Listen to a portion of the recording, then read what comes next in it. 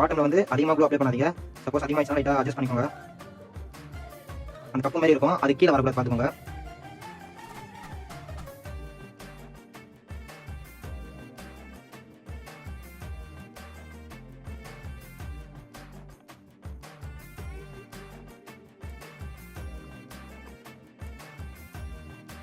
இப்போ வந்து இங்கே கொஞ்சம் எக்ஸஸாக அப்ளை பண்ணிட்டோம், அதை லைட்டாக தொடச்சிக்கலாம்.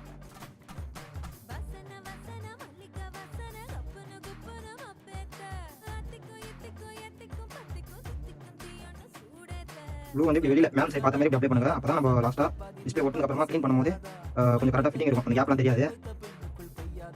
வந்து லைட்டாக ஒட்டணும், ஏன்னா இங்கே சென்சார் இருக்குது. சும்மா லைட்டாக அப்ளை பண்ண போதும்.